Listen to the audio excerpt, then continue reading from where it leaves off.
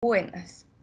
Hoy les venimos a hablar sobre el decreto presupuestal, plasmando aquí la infografía que realizamos. Mi grupo está conformado por Erika Riaño, Kelly Maciel, mi persona María Alejandra Córdoba y Keila Roballo. Yo les hablaré de los 4 primeros capítulos. Primero que todo, el decreto 111 de 1996 es un compilado de la ley 38 de 1989, la ley 179 de 1994 y la ley 225 de 1995 que conforman el estatus orgánico del presupuesto. Como puede ver, en el capítulo 1, que va del artículo 1 al artículo 11, encontramos lo que es del sistema presupuestal, ya que es el único que podrá regular la programación, elaboración, presentación y aprobación y ejecución del presupuesto. Así, tiene la capacidad de contratar y definir gastos públicos, el decreto 111 de 1996. Ya que lo plasmamos en la infografía, lo vamos a explicar paso a paso. El decreto 111 de 1996 es un compilado de 3 leyes que existen: la ley 38, ley 179 y ley 225. El capítulo 1, que va del artículo 1 al artículo 11, es del sistema presupuestal, siendo el único que podrá regular la programación, elaboración, presentación, aprobación y modificación y ejecución del presupuesto, así como la capacidad de contratar y definir el gasto público social. Dentro del sistema presupuestal encontramos la cobertura del estatus. En esta cobertura del estatus encontramos 2 niveles. El primero corresponde al presupuesto general de la nación, que va compuesto por los establecimientos públicos del orden y el presupuesto nacional. El segundo es el que incluye la fijación de metas financieras a todo sector público. El sistema presupuestal está constituido por el plan financiero, el plan operativo, el presupuesto de rentas, el presupuesto de gastos y las disposiciones generales. El capítulo 2, que va del artículo 12 al artículo 24, habla sobre los principios del sistema presupuestal.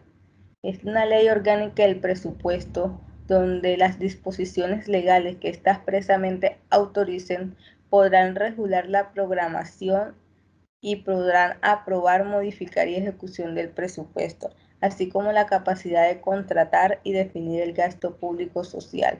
Los principios del sistema presupuestal son la planificación, la anualidad, la universalidad, la unidad de caja, la programación, entre otras cosas. Capítulo 3, que va del artículo 25 al artículo 26, se habla sobre el CONFIS y sus funciones. Este estará adscrito al Ministerio de Hacienda y Crédito Público. El gestor fiscal coordinará el sistema presupuestal. Las funciones del artículo 3 son planificación, universalidad, unidad de caja, programación integral, especialización, coherencia microeconómica y homeostasis presupuestal. La planificación habla de la concordancia con los contenidos del Plan Nacional de Desarrollo y del Plan de Inversión. La anualidad habla sobre el año fiscal que comienza el 1 de enero y termina el 31 de diciembre de cada año. La universalidad es el presupuesto que contendrá la totalidad de todos los gastos públicos. La unidad de caja habla sobre el recaudo de todas las rentas y recursos de capital. La programación integral es todo lo del programa presupuestal que deberá contemplar los gastos de inversión. La especialización habla de las operaciones que deben referirse en cada órgano de administración. La coherencia macroeconómica, que es compatible con las metas fijadas por el gobierno en coordinación a la junta directiva, y por último la homeostasis presupuestal, que habla sobre el crecimiento real del presupuesto. En el capítulo 4, que va del artículo 27 al artículo 35, habla sobre el presupuesto de renta y de recursos capitales. Este capítulo encontramos lo que son los ingresos corrientes, que se clasifican en tributarios, que son los impuestos directos e indirectos, no tributarios, que son las tasas y las multas. Resta de destinación, que podemos encontrar en los numerales 2 y 3 del artículo 359 de la Constitución. Las contribuciones para fiscales, los recursos de capital. Dentro de este capítulo encontramos las rentas propias, que son todos los ingresos corrientes de los establecimientos públicos, y el recurso capital, que es todos los recursos de crédito externo. A continuación, mi compañera Erika les seguirá explicando más capítulos. Capítulo 5. Del presupuesto de gastos o ley de apropiaciones. El presupuesto de gastos se compondrá de los gastos de funcionamiento del servicio de la deuda pública y de los gastos de inversión. El Ministerio de Hacienda y Crédito Público, Dirección General del Presupuesto Nacional, en el proyecto de ley incluirá los proyectos de inversión relacionados en el Plan Operativo Anual, siguiendo las prioridades establecidas por el Departamento Nacional de Planeación, en forma concertada con las oficinas de planeación de los órganos hasta las concurrencias de los recursos disponibles anuales de las mismas. En el presupuesto de gastos solo se podrá incluir apropiaciones que correspondan a créditos judiciales reconocidos, gastos decretados de forma conforme a la ley, los destinos a dar cumplimiento a los planes programados de desarrollo económico y social. La ley mediante el cual se decretan los gastos de funcionamiento solo pueden ser dictadas o reformadas por iniciativa del gobierno a través del ministro de Hacienda y Crédito Público. Capítulo 6. De la preparación del proyecto de presupuesto general de la Nación. Artículo 47. Proyecto anual por el gobierno y los órganos que lo conforman. Artículo 48. El ministro de Hacienda, en coordinación con el Departamento de Planeación Nacional, Plan Financiero Anual presentado a COMPES. Artículo 49. Inversión al sector público. Ministerio de Hacienda, en coordinación con el Departamento de Planeación, elaboraron el Plan Operativo Anual de Inversiones presentado a COMPES. Será incluido en el de planeación. En el artículo 50, la preparación de las disposiciones generales del presupuesto lo hará el ministro de Hacienda. Capítulo 7. Artículo 51. El gobierno presentará el anteproyecto de rentas y gastos en el mes de abril y se efectuarán en julio. En el artículo 52, el gobierno nacional someterá el proyecto general de la Nación a consideración del Congreso con apoyo del Ministerio de Hacienda. Se presenta a las comisiones del Senado y de la Cámara. En el artículo 53, el presupuesto se presentará al Congreso para su aprobación, en anexo con el mensaje presidencial. En el artículo 54, si los ingresos legales autorizados no son suficientes para atender los gastos proyectados, en el artículo 55, si el presupuesto fuere aprobado sin que se hubiese expedido el proyecto de ley sobre los recursos adicionados a que se refiere el artículo 347 de la Constitución Política, el gobierno suspenderá mediante decreto las apropiaciones que no cuenten con la financiación hasta tanto se produzca una decisión final del Congreso. Capítulo 8. El estudio del proyecto del presupuesto general de la Nación por el Congreso. Artículo 56. El Gobierno Nacional oirá en la opinión del Banco de la República. El 15 de agosto se presenta y se ve si necesitan ajustes el proyecto. El 30 de agosto se presenta con las enmiendas correspondientes. El 15 de septiembre las comisiones se decide por el monto definitivo.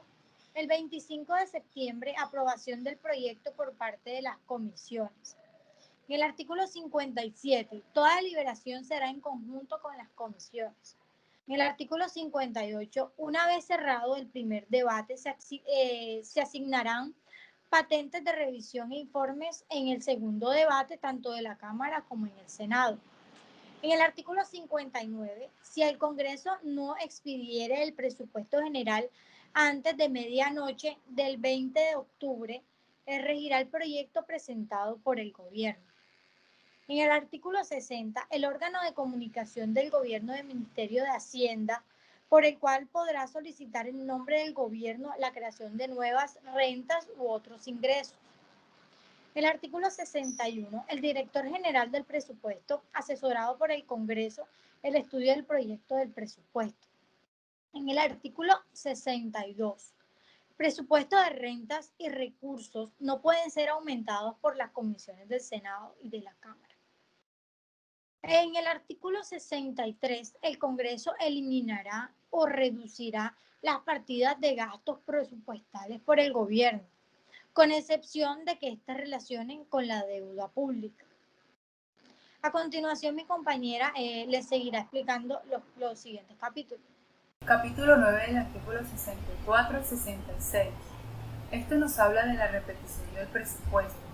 Dice que cuando el presupuesto del año actual fiscal no es presentado a tiempo o no es aprobado por el Congreso, el gobierno puede presentar un decreto de repetición del presupuesto en donde tendrá en cuenta el presupuesto del año pasado y los créditos adicionales del año en curso y los traslados de apropiación del mismo año fiscal. Capítulo 10 del artículo 67. Este nos habla de la liquidación del presupuesto. Dice que el decreto de liquidación lo debe dictar el gobierno y para esto deberá tener en cuenta el presupuesto de aprobación del año en curso, además adicionar cualquier cambio que se haya hecho dentro del Congreso después de su aprobación y se anexará el decreto de todos los gastos de presupuesto para el año en curso. Capítulo 11 del artículo 68 al artículo 89 nos habla de la ejecución del presupuesto. El presupuesto no podrá ser ejecutado hasta que no sea evaluado por el órgano competente del Banco Nacional de Programas y Proyectos. Además, este capítulo también nos habla sobre la ejecución de los gastos del presupuesto que se harán siempre por medio del PAC, que significa Programa Anual Mensualizado de Caja, que el Ministerio de Hacienda y de Crédito deberá recaudar los fondos suficientes para cubrir el presupuesto presentado. Capítulo 12 del artículo 90 al 95. Este nos habla del control político y el seguimiento financiero.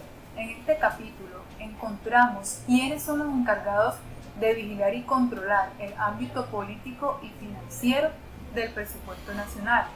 En el ámbito político encontramos al Congreso de la República, que por medio del Consejo Superior de Política Fiscal puede suspender o limitar los diferentes programas que se encuentran dentro del presupuesto nacional en dado a condiciones del presente fiscal.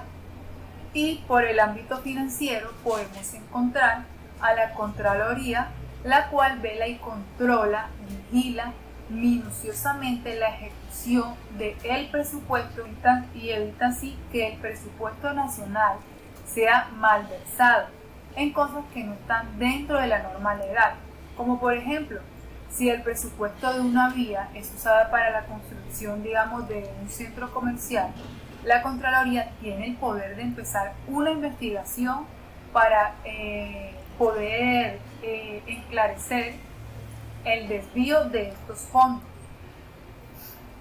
Capítulo 13 del artículo 96 al artículo 97. Este nos habla de las empresas industriales y comerciales del Estado.